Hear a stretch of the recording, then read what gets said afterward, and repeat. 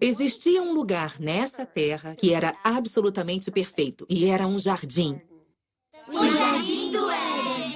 Muito bem, o Jardim do Éden. E a história que vamos ouvir sobre o Jardim do Éden vem do livro Gênesis da o quê? Da Bíblia, muito bem, da Bíblia. Para os cristãos que acreditam que a Bíblia é a palavra de Deus, a verdade literal, um homem é tido como o anticristo, Charles Darwin. Por levar milhões de cristãos à perdição com um relato bem diferente da criação, a evolução pela seleção natural. Para eles é ultrajante Darwin ter sido enterrado aqui na abadia de Westminster, a mais alta honraria que a Igreja da Inglaterra poderia oferecer. Charles Robert Darwin, nascido em 12 de fevereiro de 1809, morto em 19 de abril de 1882. Não me lembro de ter publicado sequer uma palavra diretamente contra a religião ou o clero.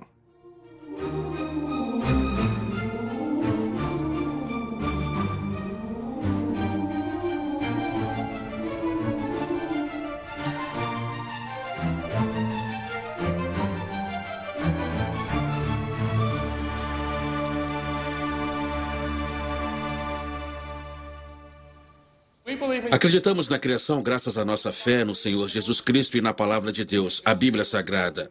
Amém. Amém. A evolução, creio eu, é uma forma do ateu inventar um método de como chegarmos aqui, que não foi por Deus, que foi tudo por acaso. Se a teoria da evolução é um fato, a Bíblia deve ser falsa e somos todos uns burros ignorantes. Meus amigos, é preciso ter mais fé para crer numa teoria. Uma teoria não comprovada do crer que no princípio Deus criou os céus e a terra. Amém.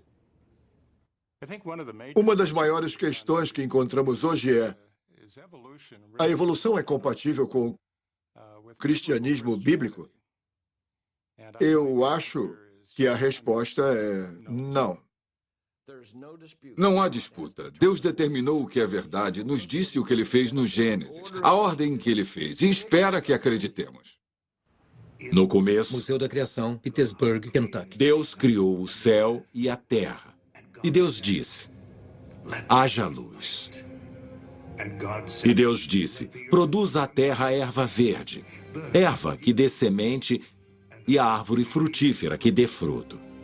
E Deus disse: produzam as águas abundantemente répteis de alma vivente. E Deus disse: façamos o homem à nossa imagem. Homem e mulher os criou. E Deus disse-lhes: sejam férteis e multipliquem-se, encham a terra e subjuguem-na. Dominem sobre os peixes do mar, sobre as aves do céu e sobre todos os animais que se movam pela terra. E a tarde e a manhã foram o sexto dia. De acordo com a última pesquisa de opinião, 46% dos americanos acreditam que o Gênesis relate a criação. Legal, agora olhem pra cá e sorriam. Sorriam. Sorriam. Sorriam. Agora olhem para os dinossauros naquela janela. Demonstrem medo! Muito medo! Jardim do Éden, exposição do Museu da Criação. Em nenhuma outra época nos últimos 300 anos houve um esforço tão grande em prol de uma interpretação literal da Bíblia, e especialmente o relato do Gênesis de Adão e Eva e a criação de 6 dias. O Senhor Deus disse: não é bom que um homem esteja só. Farei para ele alguém que o auxilie. E ele pegou uma de suas costelas e fez a mulher. O criacionismo é o ramo do cristianismo que mais cresce, não só aqui nos Estados Unidos, como no mundo todo. Eu escolhi crer que a Bíblia é a palavra de Deus e que ela contém a primeira e segunda testemunhas oculares desses eventos. Então posso crer nela muito mais do que nos cientistas seculares que não estavam lá para ver as coisas. Se em algum lugar na Bíblia eu achasse uma passagem que dissesse que 2 mais 2 são 5, eu não questionaria o que estava lendo. Eu acreditaria, aceitaria como verdade e faria o meu melhor para resolver e entender. Não consigo nem conceber. Uma coisinha que se arrastava no chão, virar macaco e depois humano. Isso parece loucura para mim. Quando temos gerações de pessoas sendo ensinadas que a evolução é um fato e que, portanto, Gênesis não é verdade, que é preciso reinterpretar a Bíblia, por que não deveríamos fazer o que queremos? Não há nada absoluto, portanto, nós determinamos o que é certo e o que é errado. No Museu da Criação, quando você entra no beco do grafite, é para representar uma cultura no qual tiraram a base e o absoluto. Então, por que abortar um ser humano? Afinal de contas, livram-se de gatos, livram-se de crianças. Qual a diferença? Por que o casamento entre dois homens, duas mulheres ou quem quer que seja? Acho que Darwin sabia.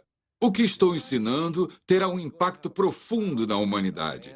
Um tipo de impacto que afasta as pessoas da crença de Deus, crença no Deus da Bíblia, para acreditarem no homem e nas palavras do homem. E ele tomou uma decisão. Eu vou fazer isso. Universidade de Cambridge, Inglaterra, 1828. Considerando quão ferozmente fui atacado, parece ridículo um dia eu ter considerado ser um clérigo. Eu não tinha a menor dúvida da veracidade estrita e literal de cada palavra na Bíblia.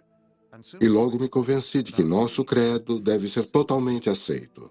O sangue de Cristo. Não creio que ele acreditasse em toda a Bíblia. Ele não acreditava nos 6 dias da criação.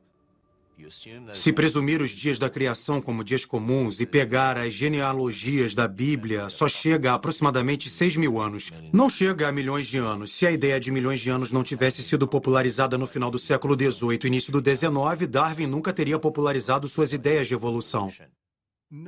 Nenhuma pessoa renomada nos círculos geológicos profissionais na época de Darwin, aos quais ele foi exposto, acreditava que a Terra tinha sido muito recentemente criada com vida em 6 dias e 24 horas.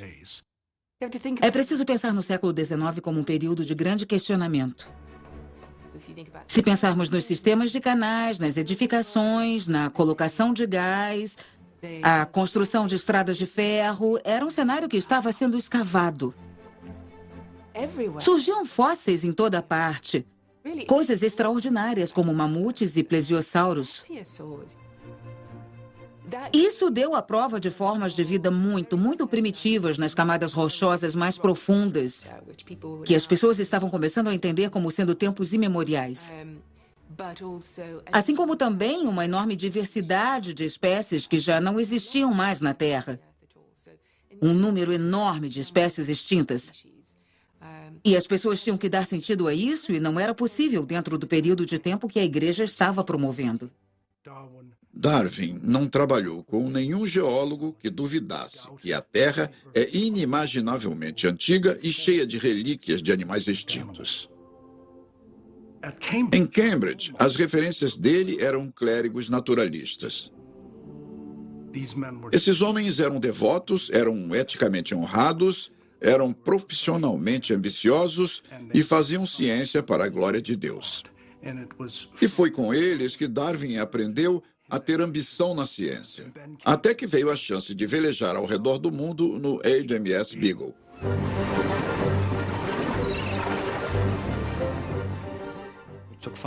Levou 5 anos. Começou apenas 3 meses após ele ter se formado em Cambridge, quando estava de braços cruzados indagando o que faria da vida. Ele foi convidado a bordo não como naturalista, mas como acompanhante do capitão. A viagem do Beagle foi a viagem mais importante já feita. O que eu vejo lendo os relatos de Darwin é sua empolgação, seu encantamento, seu amor pelo mundo natural. Ele estava num tipo de paraíso.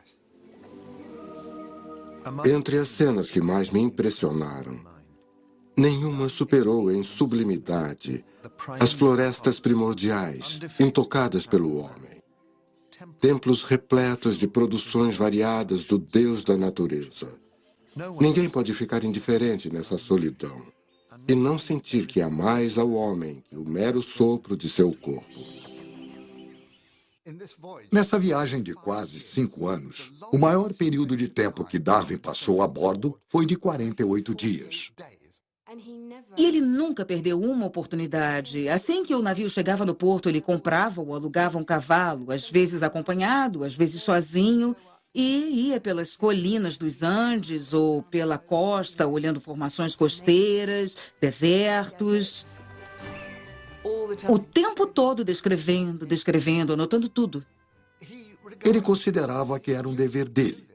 Era por isso que estava lá. E ele não ia desperdiçar o seu tempo não fazendo nada. Tinha que sair e explorar aquela face da rocha e ver o que podia achar. Darwin não estava apenas interessado na crosta terrestre e na formação de seus aspectos. Ele estava interessado nos restos de vida dentro dessa crosta, animais extintos. A cada nova paisagem que ele via, cada parte do cenário, cada nova diversidade de grupos de espécies davam a ele mais e mais provas de que não. Isso não aconteceu num grande estalo de criação. Essas montanhas, lagos e paisagens costeiras extraordinárias mudaram imperceptivelmente ao longo de milhões e milhões de anos. Mas enquanto tudo isso acontecia, Darwin passava por mudanças profundas em si mesmo. Darwin tinha deixado os confortos de sua vida de classe alta inglesa e, pela primeira vez na vida, ele se deparou com a extraordinária violência e crueldade. Quando estava no Chile, houve um grande terremoto e toda a compreensão de mundo dele mudou. A terra sólida, a base da nossa vida, está tremendo. E, como ele viria a descobrir um dia ou mais depois, houve em Concepción um sofrimento enorme. A catedral tinha desabado, enterrando nos destroços vários devotos. Ele deve ter começado a pensar: tem alguma coisa errada aqui. Esse não é um Deus de amor. Provavelmente o episódio mais arrasador durante a viagem foi o encontro dele com a escravidão. Ele tinha lido sobre escravidão. Tinha lido. E aí, na viagem do Beagle, e quando botou os pés no Brasil, ele viu em carne viva. Ele encontrou instrumentos de tortura. Ele viu homens adultos agachados de medo. Viu crianças abusadas por seus senhores. Ele foi profundamente afetado pelo que alguns humanos eram capazes de fazer a outros humanos a quem eles consideravam animais. Faz o sangue ferver, o coração tremer, pensar que nós ingleses e nossos descendentes americanos, com seu arrogante grito de liberdade, tenhamos sido tão culpados.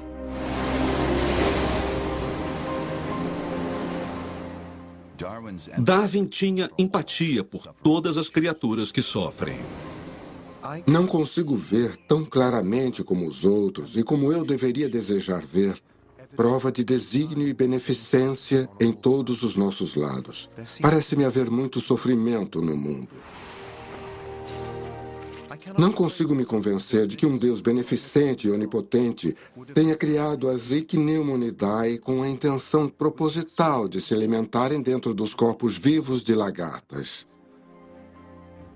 Ou que um gato deva brincar com um rato.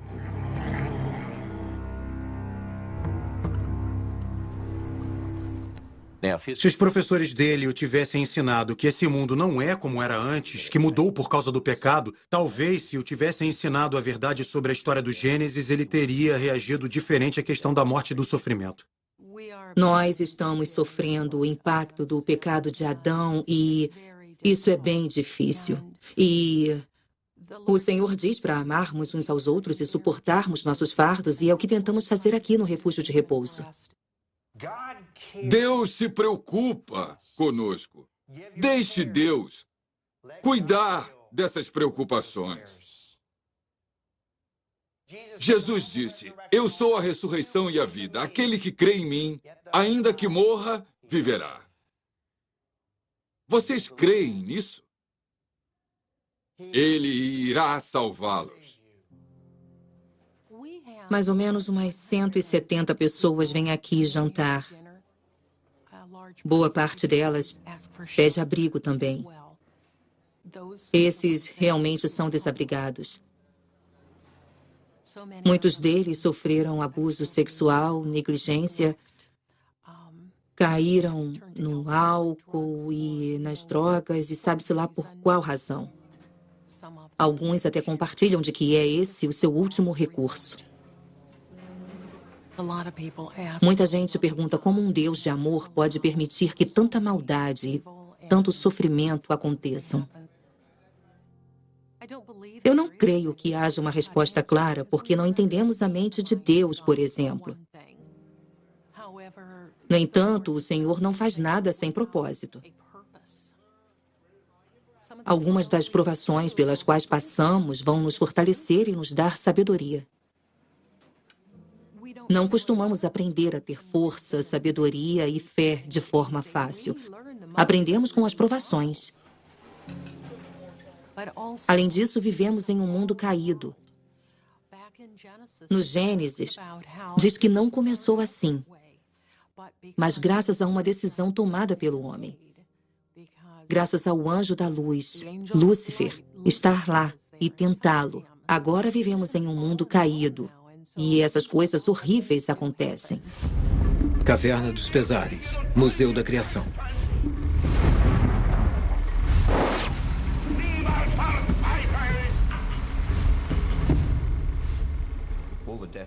Toda morte e sofrimento que vemos não vem de um Deus criador.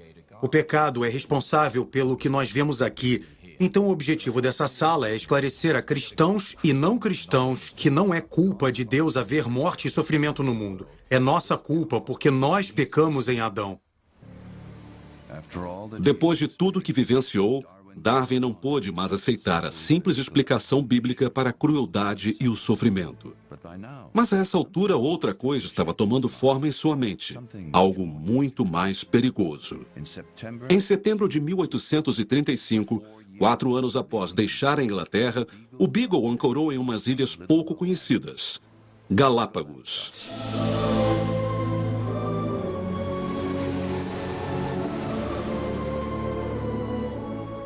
Parece termos sido trazidos a algum lugar próximo ao grande fato, o mistério dos mistérios, o primeiro surgimento de novos seres nesta terra. O que Darwin principalmente notou foi que os animais e plantas em Galápagos eram parecidos com os animais e plantas do continente sul-americano, mas que eram ligeiramente diferentes. Mas se o fato de estarem em ilhas os tornou diferentes, em Cabo Verde e Galápagos, eles deveriam ser iguais, mas não eram. Eles pareciam mais com seus vizinhos. E por quê? Darwin percebeu que o que deve ter acontecido foi que uma pequena amostra de criaturas, incluindo aves e semelhantes, chegou a essas novas condições e mudaram lentamente com o tempo. Em outras palavras, elas evoluíram. Àquela altura, ele não fazia ideia de como nem porquê.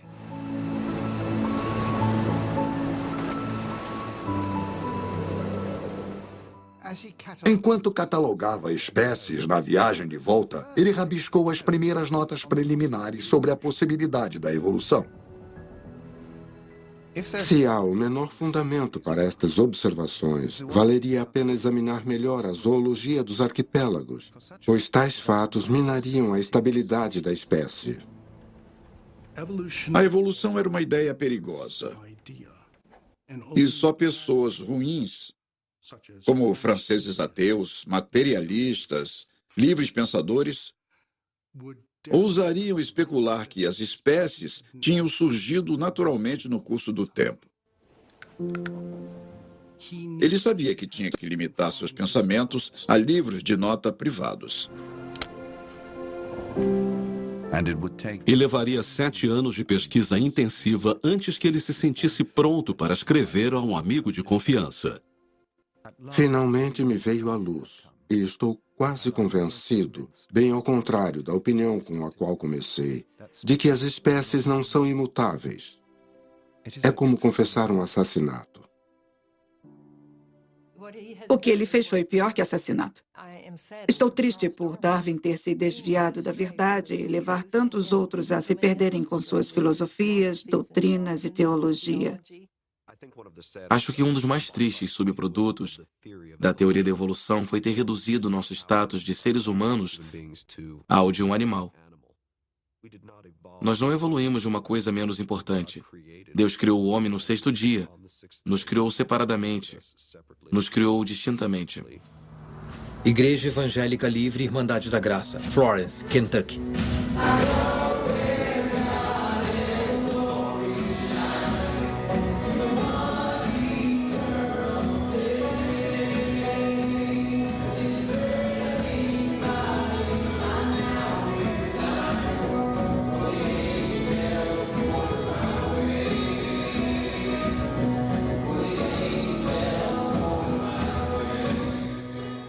É aceitável que o homem sinta algum orgulho por ter ascendido, não por meio de seus próprios esforços, até o ápice da escala orgânica. E o fato de ter ascendido pode dar-lhe esperanças de um destino ainda mais alto em um futuro distante.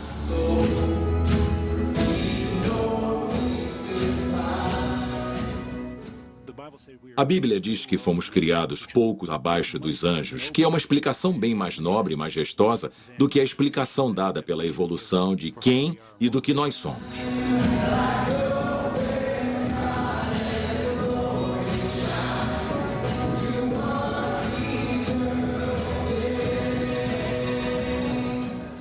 Podemos criar músicas, podemos escrever livros, podemos fazer essas coisas para a glória de Deus. A Bíblia até diz que os anjos não podem ter o mesmo tipo de relação com Deus que nós temos.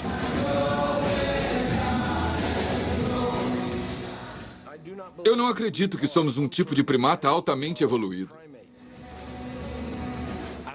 Eu não sei como alguém pode observar os humanos e não ver a dignidade colocada ali pelo próprio Deus.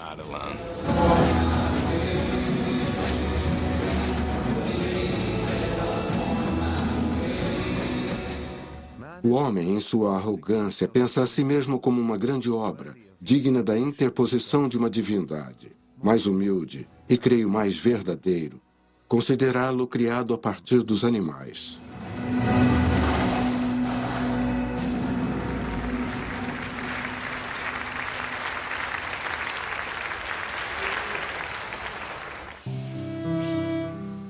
A principal conclusão de que o homem descende de alguma forma pouco organizada vai, eu lamento, ser altamente desagradável para muitos. Está demonstrado que o homem por si só é capaz do aperfeiçoamento progressivo. Apenas ele faz uso de ferramentas. Nenhum animal emprega a linguagem, tem senso de beleza ou sentimento de gratidão. Mas são dotados de claro instinto social, afetos parentais e filiais, e inevitavelmente hão de adquirir senso moral ou consciência, assim que seus poderes intelectuais tiverem se tornado tão bem desenvolvidos quanto no homem. Rebaixar o homem a um mero animal, que não somos diferentes de um cachorro, um cavalo, elefante, gato ou qualquer outra coisa, é um absurdo. Deus nos fez à sua imagem. Então dizer que o homem é um animal, sendo que Deus nos criou à sua imagem, pode levantar uma questão. Deus não passa de um animal? Nos 7 anos que Darwin levou para tirar suas conclusões, a vida dele mudou completamente. Em 1839, ele se casou com a prima Emma Wedgwood. Tiveram um casamento de 43 anos de respeito mútuo, dependência, grande ternura, e que permaneceu assim apesar de Darwin se distanciar das crenças e certezas cristãs de Emma.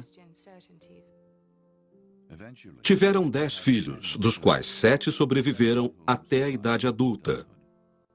Com 2 anos de casados, Charles e Emma se mudaram para Downhouse, a 30 quilômetros de Londres, onde passariam o resto de suas vidas de casados. Downhouse foi mais importante para Darwin como arena científica do que Galápagos ou até mesmo a América do Sul, porque lá ele pôde se estabelecer e trabalhar. Para ser um grande cientista, é preciso dedicar a vida toda à ciência. 24 horas por dia, 7 dias por semana. E Darwin fez isso. Ele trabalhou loucamente. Foi um pulsar constante. Trabalho duro, colapso. Trabalho duro, colapso. Tic-tac por anos.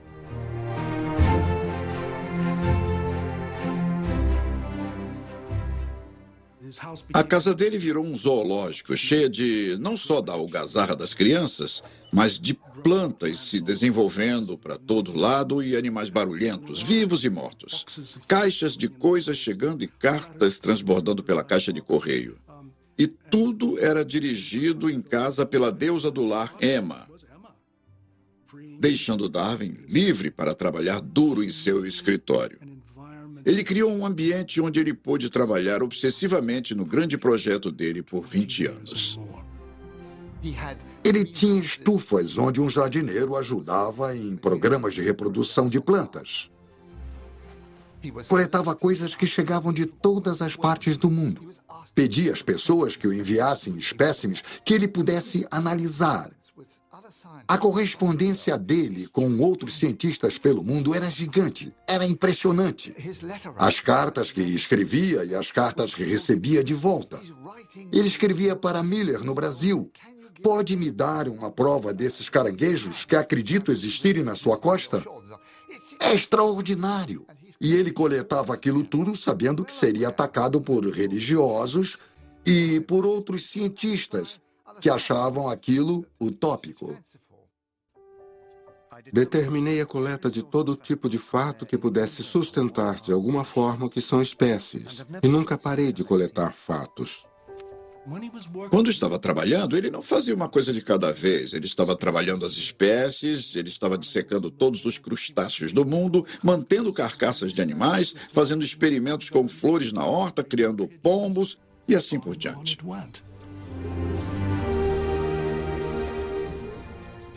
Ele decidiu fazer uma coleção de pombos, porque eles apresentavam a mais extraordinária variedade criada em poucas gerações.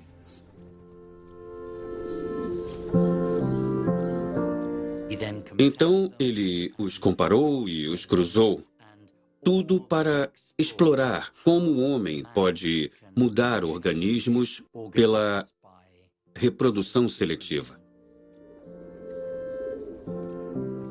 Se o homem fraco pode conseguir todas essas variações em tão curto espaço de tempo por seleção artificial, não vejo qualquer limite para a quantidade de mudança na beleza e na infinita complexidade que pode ser alcançada no longo curso do tempo pelo poder da seleção da natureza. Ele precisava reunir as provas, analisar tudo e desenvolver uma teoria que pudesse apresentar para a séria atenção dos colegas cientistas. Tenho constantemente me esforçado para manter minha mente livre, a fim de desistir de qualquer hipótese, por mais amada que seja, assim que os fatos demonstrarem o oposto. Sinto, dentro de mim, um instinto pela verdade. Só existe uma verdade e a verdade não é uma assimilação de informação. Mas existe uma verdade que é encontrada na Bíblia. Jesus disse: "Eu sou o caminho, a verdade e a vida. Ninguém vem ao Pai senão por mim." Se tudo que somos é produto desse processo aleatório de mutação, de onde vem a moralidade? De onde vem a esperança? De onde vem o amor? De onde vem tudo o que nos torna seres humanos? Acho que Darwin foi o primeiro a entender onde suas ideias o estavam levando. Ele não tinha dúvidas do quanto esse trabalho era perigoso ou a que conclusões poderia levar. Uma vez que as espécies concebem, devem passar uma a outra. Então toda a estrutura desmorona. Nós concebemos que plantas, sóis, sistemas de todo o universo sejam regidos por leis, mas queremos que o menor inseto seja criado de uma só vez por um ato especial guiado por seus instintos. Darwin diz não. Não acreditamos que Deus induza o planeta a girar em órbitas. Não devemos acreditar que ele cria os animais e as plantas. Essas coisas acontecem devido a leis ordenadas a fim de reger a criação. Um homem bom e inocente sob uma árvore é morto por um raio. Você acredita que Deus deliberadamente matou este homem? Ou quando uma andorinha pega um inseto, Deus planejou isso? Eu não posso e não acredito. A visão de Darwin é de que Deus não é necessário no aqui e agora. Ele pode existir. Ele até pode ter planejado e ordenado a criação, mas ele basicamente deixa as coisas seguirem o seu curso.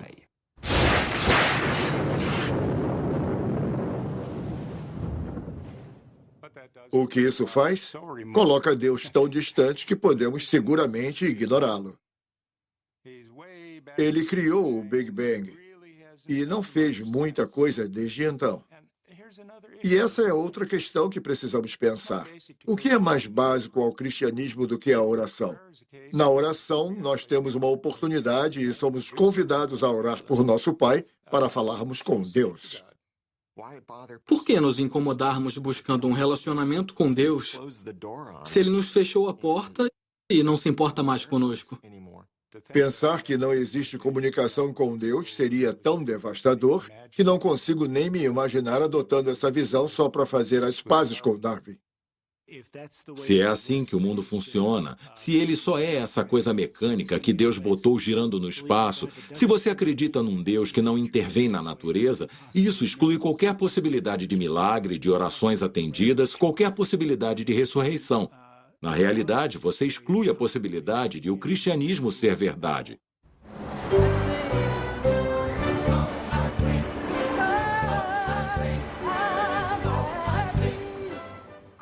A Capela Comunidade de Cristo começou há uns 30 anos com umas 30 pessoas se reunindo em uma sala. Desde então, crescemos para 5 locais diferentes que operam como uma igreja. Calculamos que o atendimento, no fim de semana, gira em torno de umas 4.000 a 4.500 pessoas. Desde os anos 90, o número de mega-igrejas nos Estados Unidos quadruplicou. Estamos expandindo muito. No exterior, acho que estamos envolvidos em aproximadamente 30 países.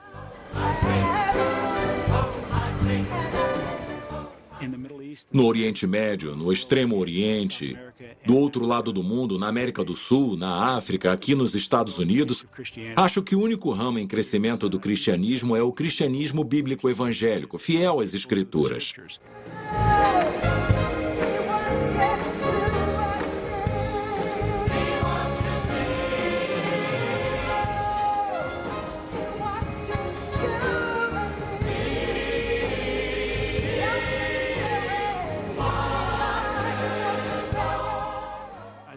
Acho que as pessoas estão ansiando pela verdade, por alguma coisa no qual possam se dedicar e que responda às questões profundas de suas almas. E é isso que o cristianismo bíblico está oferecendo. Todos têm que achar uma razão para o mundo estar essa bagunça, e essa explicação para os cristãos está no Gênesis, no dilúvio. Tudo que está no Gênesis se desenrola ao longo das Escrituras. Se você tirar ou mudar o Gênesis para significar outra coisa, para fazer outra coisa, você começa a desmembrar, a tirar a mensagem do Evangelho e de todo o cristianismo. Só existe um ser que te conhece por inteiro, que sabe tudo o que você já fez e todos os motivos que já teve. E pode dar o veredito se você é bom ou não. E é Deus. Deus nos conhece profundamente, por dentro e por fora, do topo da minha cabeça à ponta do meu pé. Quantos fios de cabelo tenho na cabeça? Esse é o privilégio de ter um relacionamento com Ele. Ele está em todos os aspectos, em cada movimento nosso, dia e noite. Nós temos essa relação viva com Ele. Não imagino a vida sem saber que Deus tem um plano e que esse plano não é só para o aqui e o agora. Mas esse plano inclui a esperança e um futuro muito além do que vamos enfrentar na Terra. Um futuro com Ele no céu. Quando os meus filhos tinham 7 e 2 anos, Eu descobri, depois de ignorar uma série de caroços e inchaços no meu corpo, que eu tinha um linfoma não Hodgkin. E eu me lembro do pavor nos olhos do médico quando ele me disse que era estágio 3, possível estágio 4. Se eu só tivesse poucos dias de vida, seria difícil, bem difícil. Eu iria às lágrimas, mas saberia, sem sombra de dúvida, que eu tenho um Deus fiel, que me ama e que tinha um plano para mim. Nós até contamos para os meninos que a mamãe poderia ficar mais doente e tentamos fazê-los saber que se eu morresse, que Deus ainda seria o mesmo e que ainda seria fiel. Foi difícil, mas conseguimos na força de Deus. Eu estava me prostituindo em todas as esquinas aqui em Akron. Becos, casas abandonadas, entrando e saindo de carros com estranhos, fazendo atos sexuais impensáveis por dinheiro, para que eu pudesse comprar crack. Eu fumei cada sonho e esperança até o ponto de achar que eu não valia nada. Eu comecei a usar maconha. Comecei no Vietnã e comecei a usar opiáceos quando voltei para casa. Era morfina e depois heroína. Logo eu me vi com esse vício. E esse vício se tornou o senhor da minha vida. E eu me lembro de uma noite estar na rua gritando para que Deus me matasse ou me salvasse, mas que não me deixasse mais viver assim. Era horrível. Então, uma noite eu disse, Deus, tem que ter algo na vida além disso, e se você é real, se tornará real para mim. Ele tirou meu vício na hora. Ele me curou. Foi exatamente isso que começou a me tirar das trevas. O amor que ele tem por mim. É incrível e eu me senti uma nova criatura. Eu sei que ele é real. Sei que ele mora em mim e sei que é a melhor coisa que já me aconteceu. Que já aconteceu a esse mundo. Agora é meu privilégio compartilhar, proclamar a cada homem, mulher, menino e menina a boas novas e esperança. Eu adoraria encorajar o Sr. Darwin e outros que pensam como ele a experimentar Deus e verem a transformação por si mesmos. Se me perguntassem a principal razão de eu acreditar que a evolução é incompatível com o cristianismo bíblico, eu poderia resumir em uma única palavra: morte. Se quiser somar dor, sofrimento e morte. Entendo um pouco disso. Eu perdi minha esposa para o câncer e agora minha segunda esposa tem câncer e eu também. Sejamos jovens ou velhos, a morte é inevitável. E como lidamos com a morte? Como a evolução lida com a morte? Uma pergunta que Darwin teria que enfrentar aos 40 e poucos anos. Ele e Emma amavam todos os seus filhos, mas uma era especialmente preciosa para eles. A filha mais velha, Annie. Annie era uma criança encantadora, flexível, calma, amorosa. Ela adorava tocar nos pais, ser acariciada, segurada, trançar os cabelos e tocar nos braços deles. Era sensível aos sentimentos deles. Pouco antes do 10º aniversário, Annie ficou muito doente. Darwin a levou ao balneário de Malvern e ao médico em que ele acreditava ter salvado sua própria vida quando esteve em estado crítico, 2 anos antes. Ele a deixou lá, sob os cuidados do Dr. Gulley, e voltou depressa para Emma, que estava grávida do 8º filho e sem condições de fazer uma viagem de 240 quilômetros de Dalhouse até Malvern. 2 semanas depois, Darwin foi chamado de volta para enfrentar uma situação agonizante. Agora é de hora em hora uma batalha entre a vida e a morte. Não tem jeito. Como é doloroso. Annie morreu na Páscoa de 1851. Foi um divisor de águas, porque Darwin não achava mais possível acreditar num Deus cristão bom e amoroso.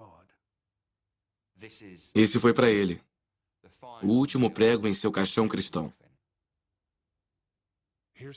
Eis o conflito. Deus é bom, Deus é poderoso. Uma tragédia terrível, catastrófica acontece. Então, como todas essas coisas podem ser verdade? Abby tem 17 anos e sofreu um acidente de carro. Desde então, ela perdeu os movimentos da perna. Ela é incapaz de respirar ou comer sozinha. Eu não sou médico, mas acho que Deus pode fazer Abby andar novamente. Torrentes de misericórdia nunca cessantes clamam por canções de mais alto louvor. Ensina-me sonetos melodiosos, cantados por línguas flamejantes acima. Louvarei o monte onde me firmo, o monte do teu amor imutável. Eu queria que um de nós pudesse cantar. Todos nós podemos cantar, só não cantamos bem. Eu canto. Você sabe, vai em frente. A Abby estava cantando. Ela canta bem. Nós podemos fazer o fundo musical. Ela canta a capela. Não vemos sentido nisso. Eu nem sei como poderíamos. Não concordamos que ela tenha feito alguma coisa para merecer isso. É uma coisa horrível isso que estamos passando, mas não conseguiríamos suportar sem a presença de Deus. Não tem como. Nós somos tão fracos, mas Ele é forte e está nos mantendo de pé todo dia. Nós não entendemos o tempo, mas entendemos a presença dele. Sabemos que todas as coisas vêm para o bem. Só não sabemos como. Eu não entendo como isso pode ser para o bem da Abby. Eu confio que, de alguma forma, é. Não temos dúvida de que Deus é bom, que é um Deus amoroso. Ele nunca vai nos abandonar e Ele tem um plano para ela e creio piamente que Ele vai usar a vida dela como testemunho. E já houve muita gente tocada por ela. A minha esposa Heather disse: estou orando e orando pela Abby. E nada está acontecendo. Nada está mudando. Por que eu vou orar para Deus? Confie no Senhor com todo o seu coração. Não tema, apenas creia e ela será curada. Quem sabe? Deus pode escolher ser misericordioso. Talvez Ele ouça o nosso apelo e determinação.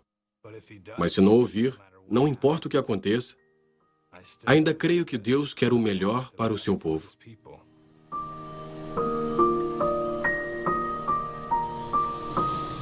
Não sei como as pessoas sem Deus conseguem sobreviver a coisas assim. Não sei como conseguiria. Eu não conseguiria. Para Darwin não existia consolo. Não havia nenhum conforto a se ter num Deus que o levaria à sua filha em outra vida, ou na noção de que havia um propósito para a morte dela. Ele estava inconsolável. Ele tentou evitar a dor da morte de Anne se concentrando na teoria das espécies, mas uma escuridão começou a permear os escritos dele. Darwin era um homem inquieto, desde que começou a trabalhar na evolução. Porque ele sabia como o que ele estava fazendo era desacreditado. E ele não queria ser desacreditado, ele tinha medo de ser mal entendido. Isso o arrasava. Emma era a protetora dele. Ela fez com que fosse possível para ele continuar com aquilo que ele mais se importava, que era essa responsabilidade enorme, essa visão da natureza, essa visão da criação de Deus, a qual ele estava determinado a apresentar ao mundo vitoriano e esperava que fosse aceito. Sobre a origem das espécies foi publicado em 24 de novembro de 1859. Desde então, nunca deixou de ser publicado. As pessoas perceberam, quando saiu o livro em 1859, que aquilo era sério, substancial e algo a ser considerado, e o livro esgotou rapidamente. Acho que o mais impressionante sobre o livro, na verdade, é que a reação foi muito mais silenciosa e apreciativa do que uma lenda teria causado. Não era uma ideia que podiam ignorar, porque Darwin a havia apresentado tão bem e com tantas provas que ela exigiu uma resposta. E dentro de 5 a 10 anos, a maioria das pessoas educadas no Reino Unido, incluindo aquelas de orientação religiosa, muitas vezes com orientação religiosa ortodoxa, estavam convencidas de que as espécies evoluíram. Nos Estados Unidos, o livro foi publicado na véspera da Grande Guerra Civil. Na virada do século XX, a evolução e seus especialistas estavam bem estabelecidos na educação superior americana.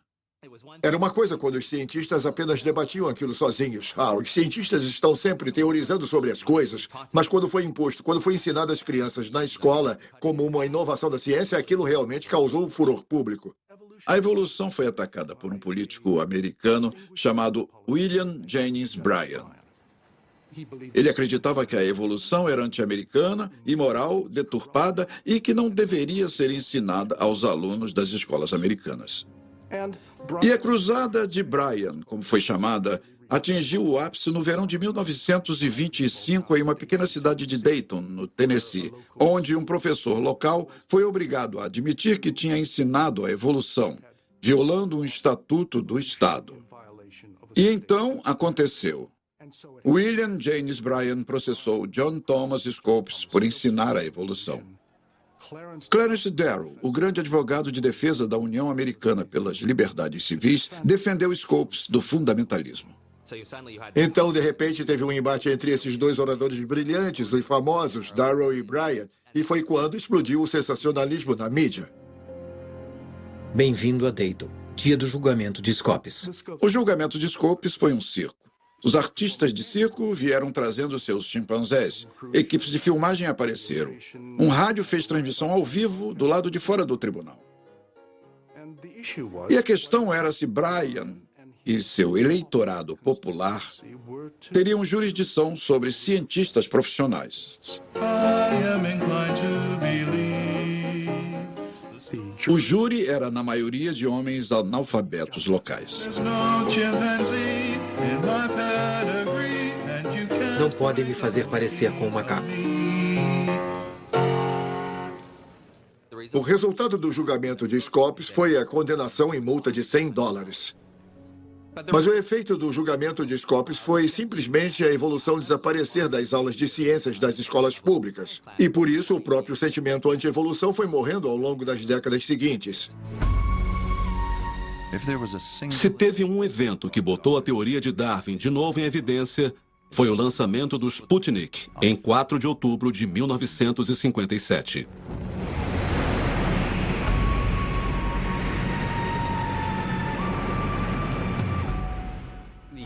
É difícil agigantar o impacto cultural do Sputnik. Naquela época, a Guerra Fria estava começando e as pessoas estavam super preocupadas com isso nos Estados Unidos. Ai, meu Deus, os russos nos venceram no espaço. E isso foi considerado culpa do sistema educacional americano. Estávamos ficando para trás da ciência. Como resultado, houve um interesse renovado na educação científica.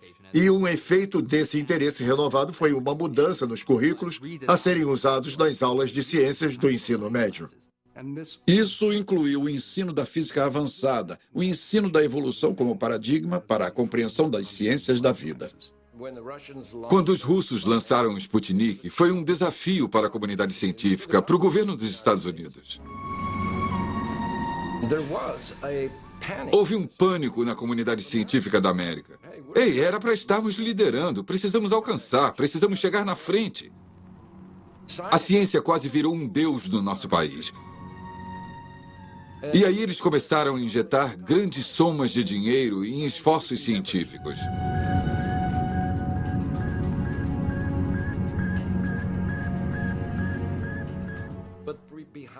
Mas por trás disso tudo estava a ideia de que o darwinismo era correto. Os vários programas para levar o ensino da biologia ao sistema escolar americano acordou uma espécie de monstro adormecido. Pela primeira vez na história, os criacionistas revidaram usando uma tática totalmente nova. Eles combateriam a ciência com ciência. Ciência ortodoxa com ciência da criação. Vídeo do Museu da Criação. Especiação rápida. A Bíblia revela que Deus criou todos os tipos de animais e plantas no princípio.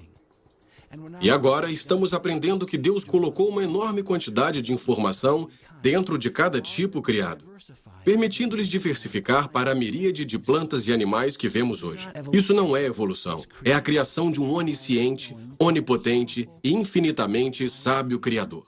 2 de cada espécie virão a ti para os conservar em vida. Criação do cosmos. Mais acima, vemos um imenso agrupamento de galáxias chamado aglomerado de Virgem. Ele contém mais de 2.000 galáxias e está a 50 milhões de anos-luz da Terra.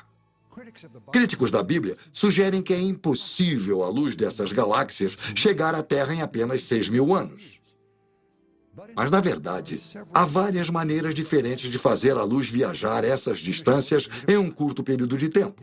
Entre elas, a dilatação do tempo gravitacional, convenções de sincronia alternadas e outras. Lendas de dinossauros e dragões. Muitos cientistas afirmam que os dinossauros morreram há mais de 60 milhões de anos antes de os seres humanos surgirem. A possibilidade de que os seres humanos e os dinossauros tenham coexistido é impensável para eles. Mas o que diz a Bíblia? A Bíblia deixa claro que Deus criou os animais terrestres no 6º dia. Dinossauros eram animais terrestres. Sendo assim, Adão e Eva e os dinossauros viveram lado a lado, viveram juntos. Lendo o Gênesis, temos a ideia de um mundo perfeito, sem morte, sem doença. Animais, o homem, os dinossauros eram todos vegetarianos. O registro fóssil é um registro de morte, o registro de animais comendo uns aos outros. É um registro de doença porque há ossos de dinossauros com tumores.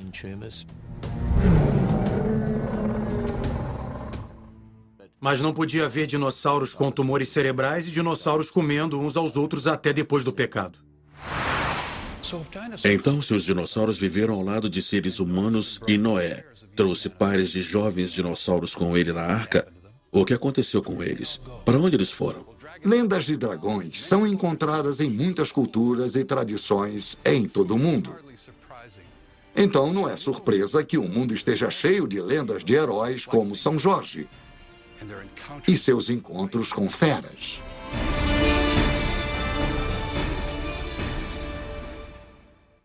Se a única maneira de fazer sua crença persistir é mentindo para crianças, que é o que os criacionistas fazem sobre a idade da Terra e coisas dessa natureza, se é a única maneira disso persistir, não vale a pena, deve desaparecer. Há tanta prova para mostrar que o que Darwin viu no estudo era verdade, infinitamente verdadeiro em todos os níveis. É milagroso que esse homem, no meio do século XIX, tenha sido capaz de ver, em linhas gerais, o que agora podemos ver em infinita complexidade. Houve tantos avanços na ciência, nossa compreensão do DNA, o genoma, nosso parentesco com animais. Se for descartar a evolução, vai ter que descartar tudo isso. Nós temos olhos, temos orelhas, nos foram dados por Deus? Por que temos sido enganados? E não só nós como indivíduos, mas centenas de milhares e milhões de pessoas que levaram essas questões tão a sério. Por que todas elas foram enganadas também? Estamos muito conscientes do quanto a evolução é ensinada no ambiente escolar público, por isso, gostamos do ensino domiciliar. Podem me mostrar na linha do tempo? Onde ele está? Ele está bem aqui na linha do tempo. Ok. O que a palavra que usamos hoje veio do nome dele? Em inglês moderno, mártir significa alguém que é morto por devoção a Cristo. Precisamos blindar nossas crianças do que está acontecendo no mundo e ajudá-las a serem capazes de defender sua fé. Lutas de gladiadores, danos e assassinato de cristãos que não negassem Jesus. Então, todas aquelas pessoas estariam testemunhando a chacina de múltiplos cristãos e assistindo coisas terríveis, como gladiadores lutando uns com os outros até a morte. Tenho certeza de que eles serão atacados quando saírem para o mundo. Quando forem mais velhos e estiverem trabalhando, um dos nossos filhos se interessa muito por ciência. Nero foi o primeiro imperador a começar a maior perseguição aos cristãos. Nós alertamos nosso filho que muita gente não vai concordar que Deus criou o mundo em 6 dias. Elas dirão a eles que é conto de fadas. Ele precisa ter uma fé forte e acreditar na palavra de Deus para ser capaz de defender isso mais tarde. Costumávamos ter uma árvore com 3 galhos. A família ensinava o que a escola ensinava e o que a igreja ensinava. Agora temos na nossa igreja, famílias e igreja ensinando uma coisa e as escolas ensinando outra.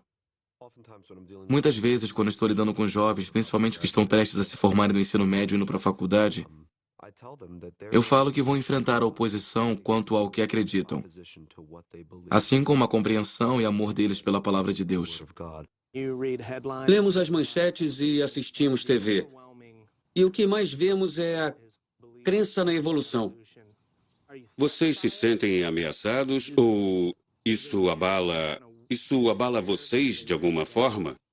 Eu acredito piamente que Deus estava no controle da minha criação, na criação da terra e de todas as coisas. Não tem nada que o mundo secular possa dizer que abale isso. Eu acredito que a Bíblia é um fato, então se alguma coisa se opuser a isso, obviamente é errado e falso. Eu acho que muitas vezes a nossa cultura tem uma confiança forte demais na ciência. O cristianismo é mais que ciência e prova científica. Vocês já passaram alguma vez pela situação de falarem sobre a fé de vocês e serem zombados? Não vai ser surpresa se formos zombados ou odiados pelo mundo. Cristo disse que isso aconteceria e está acontecendo.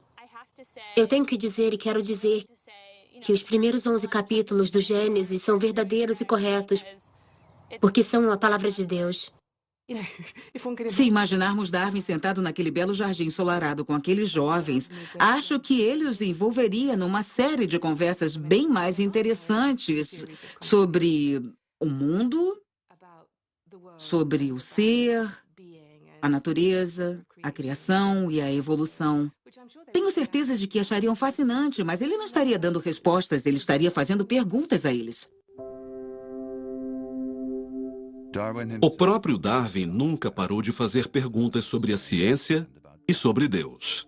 Em minhas oscilações mais extremas, nunca fui ateu no sentido de negar a existência de Deus.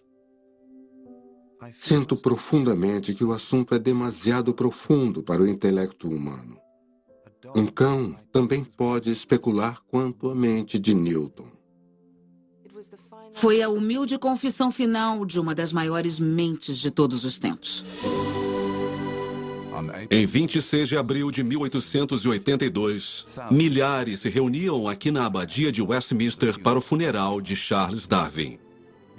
O embaixador americano Russell Lowell foi um dos que carregaram o caixão. Refletindo sobre a vida de Darwin, o bispo de Carlisle disse aos presentes não haver necessidade de conflito entre o estudo da natureza e a crença em Deus.